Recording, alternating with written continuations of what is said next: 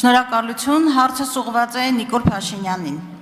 Հրապարակային աղբյուրներից հայտնի է դառնում, որ Ադրբեջանին կատարված երկու զիջումներից մեկը, վերջին զիջումների մասին է խոսքը, վերաբերում է միջազգային դատական ատյաններից Ադրբեջանի դեմ Հայաստանի հայցերը ետ քաշելուն։ Հիշեցնեմ մեր հանրությանը, որ դրանք վերաբերում են ադրբեջանական ցեղասպանական գործողություններին, Արցախահայության իրավունքների պաշտպանությանը։ Մի քանի առիթներով դուք, պարոն Փաշինյան եւ արտգործնախարարը ակնարկել եք միջազգային հանրության անտարբերության, ինչպես նաեւ Արցախի հարցում հակուղայնության մասին։ Սակայն նվազագույնը վերջին շրջանում մի քանի միջազգային փաստաթղթեր կան, որոնք բավական լուրջ քաղաքական ներուժ ունեն Արցախահայության իրավունքները պաշտպանելու համար։ Դրանց թվում են միջազգային արդարադատության դատարանի նոյեմբերի 23 թվականի ժամանակավոր միջոցները եւ Եվրոպական խորհրդարանի 2 եւ հատկապես վերջին բանաձևը, որը ադրբեջանական գործողությունները գնահատում է իբրև էթնիկ զտում եւ նաեւ կոչ է հողում ապահովել հայերի անվտանգ վերադարձը, պահանջում հայ գերիների ազատ արձակում։ Շվեյցարական նախաձեռնությունը եւս գնահատելի է եւ հակառակ Ալիևի այն պնդումներին հռետորաբանությանը, թե Արցախյան հարցը փակված է, այնուամենայնիվ Շվեյցարիան պատրաստական է բանակցային հարթակ տրամադրել եւ կարեւորում է հայ գերիների վերադարձը։ Գերիների վերադարձը կարեւորում են Մայքլ Վոլցը, ԱՄՆ անվտանգային հարցերով խորհրդական նախագահի, Անիտա Հիպերը եւ արտաքին հարաբերությունների անվտանգության հարցերով գլխավոր խոսնակը։ Կարող է էլի փաստեր բերել, բայց ձևակերպեմ հարցս։ Ինչպես է պատրաստվում իրացնել այս գործիքները Հայաստանի կառավարությունը, քաղաքական կապիտալը կամ միջազգային քաղաքական կապիտալը, ես այդպես կասեի, կառավարությունը եւ շատ ավելի կոնկրետ, ինչ գործողությունների ծրագիր է մշակել Հայաստանի Հանրապետության կառավարությունը գերիների վերադարձի ուղղությամբ։ Շնորհակալ եմ Տիկին Գալստյան հարցի համար, գերիների վերադարձի հետ կապված ես նոր բան չունեմ ասելու, որովհետև այն գործիքակազմերը, որոնք նախկինում մենք կիրառել ենք, այսօր էլ շարունակում ենք կիրառել եւ ապագայում էլ պիտի կիրառենք, դա շատ կարեւոր հարց է, որը մեզ անհանգստացնում է, որպես հումանիտար հարց, որպես քաղաքական հարց, որպես կարևոր թեմա տարածաշրջանում կայունություն եւ խաղաղություն հաստատելու վերաբերյալ, ինչ վերաբերվում է ձեր բառամթերքին, զիջումների մասին, ես ուզում եմ կրկին ընդգծել, որ խաղաղության համաձայնագրի նախագծում չկա գետ մի նախադասություն, որը վերաբերվում է կամ պարտավորություն է առաջացնում Հայաստանի Հանրապետության համար եւ պարտավորություն չի առաջացնում Ադրբեջանի Հանրապետության համար։ Այդպիսի որևէ բառ նախադասություն, բառակապակցություն պարզապես գոյություն չունի։ Եվ ընդհանուր առմամբ իրադրությունը գնահատելու համար ես կարծում եմ, որ մենք ունենք մի շատ կարևոր խնդիր։ Մենք ինչի մասին ես նախկինում խոսել եմ, մենք ընդհանուր առմամբ պետքա ավելի լավ ճանաչենք այն աշխարհը, որում ապրում ենք, այն կանոնները, որոնք գործում են այդ աշխարհում, այն միջավայրը, որում մենք գործում ենք, ֆունդամենտալ առումով դուք գիտեք եւ դա եղել է հրապարակային,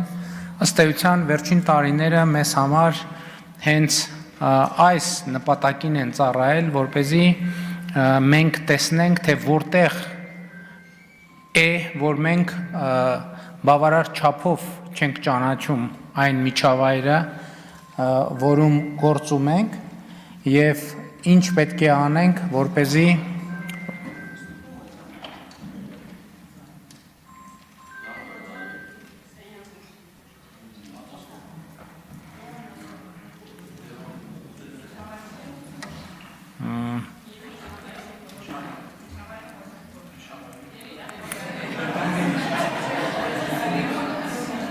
միացրեք պարոն Եղոյանի բարձրախոսը։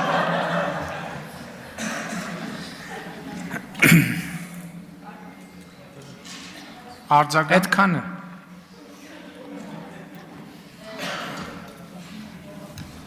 Պարոն Փաշինյան, շատ տխուր է, եթե ոչ մի բանի մասին, ճիշտ ասած երևի ձեզ օգնեց այս ինչ որ անպատասխան զանգը, որ ավարտեք ձեր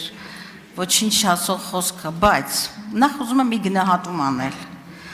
Հայցերը հետ վերցնելով դուք թույլատնում եք Հայաստանի դիրքերը։ Սա կարևորագույն գնահատում է։ Երկրորդը, ես խորը համոզվածություն ունեմ եւ մեր հասարակությունը անկախ Հայաստանի իշխանության կառավարության գլխում ովքեր են եւ ինչ է քաղաքական ուժ, Լեռնային Ղարաբաղի բնակչության իրավունքների հետապնդումը եւ ճակատագիրը որպես հանրապետություն նախ եւ առաջ Հայաստանի Հանրապետության կառավարության պարտականությունն է։ Այն որ զիջումները ավելի քան համարձակ են, դուք հերքում եք զիջումները, այդ մասին խոսեց նույնիսկ Գերմանիայի արտգործ նախարարը, ողջունելով այս ճակերտավոր խաղաղության ընթացքը։ Իսկ զիջումները առանց փոխադարձության չեն լինում։ Այո, ես հասկանում եմ անվտանգային այն մղձավանջը, ինչի մեջ նաև ձեր քաղաքական իշխանության եւ քաղաքական պատասխանատվության եւ արժանապատվի արդյունքում հայտնվել է Հայաստանը, բայց ինչու չեն գործադրում փոխադարձության սկզբունքը։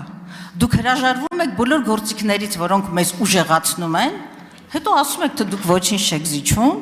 եւ հետո մենք ունենք այն դատավարությունը, որ ունենք միջազգային բառապաշարով unlawful detention, ապօրինի դատավարական գործընթացներ, եւ դուք կարծես թե ասելիք չունեք։ Ես կոնկրետ հարց էի տալիս. գերիների վերադարձի ուղղությամբ Հայաստանի Հանրապետության կառավարությունը ինչ գործողությունների ծրագիր ունի։ Ես կարծում եմ սա 5-րդ կամ 4-րդ անգամ եմ այս հարցը բարձրացնում։ Սա մեր հավաքական արժանապատվության հարցն է։ Տիկին Գալստյան, հայցերի հետ վերցնելու պահը ուժի մեջ է մտնում պայմանագիրը ստորագրելուց եւ այն վավերացնելուց հետո։ Այդ հայցերը հետ վերցնելու արդյունքում, այսինքն այդ հայցերը հետ վերցնելը վերաբերվում է ոչ միայն Հայաստանին, վերաբերվում է Ադրբեջանին։ Այդ հայցերը հետ վերցնելու արդյունքում ինչքան Հայաստանն է, ինչպես դուք եք նշում, թուլանալու, այնքան թուլանալու է Ադրբեջանը։ Այսինքն սա ֆունդամենտալ արձանագրումն է։ Երկրորդը, որը շատ ավելի ֆունդամենտալ մի հարց կա, եւ ես այսօր sense tendency պլանավորել էի այդ մասին խոսել եւ կխոսեմ այդ մասին, ֆունդամենտալ հարցը հետեւյալն է, որ մենք Հայաստանի Հանրապետությունը, Հայաստանի ժողովուրդը ուզում է շարունակել Ղարաբաղյան շարժումը, թե չի ուզում շարունակել, այսինքն մենք պետք է շարունակենք Ղարաբաղյան շարժումը, թե պիտի չշարունակենք Ղարաբաղյան շարժումը։ Ես ազնիվ գտնված չեմ լինի, եթե շատ ուղիղ այս ամբիոնից իմ կարծիքը չասեմ այն արձանագրումներից հետո, որոնք նախկինում արել եմ հենց այս ամբիոնից կառավարության զեկույցների քննարկման ժամանակ, ասելով թե ինչ դերակատարում է, ինչպես է օգտագործվել Ղարաբաղյան շարժումը Հայաստանի պետականության չկայացման ճանապարհին։ Եվ ես առանց սեթևեթանքի ուզում եմ հստակ եւ աներկբա ասել, որ ես կարծում եմ, որ մենք Ղարաբաղյան շարժումը չպետք է շարունակենք։ Եվ ուզում եմ ասել, որ այն խաղաղությունը, որի ճանապարհով մենք գնում ենք, գերիների հարցի լուծման ամենաէֆեկտիվ ճանապարհն է։ Պարզապես ավելի էֆեկտիվ ճանապարհ գոյություն չունի եւ մեր ընկալումը համապարփակ է եւ ամբողջական։ Շնորհակալ եմ։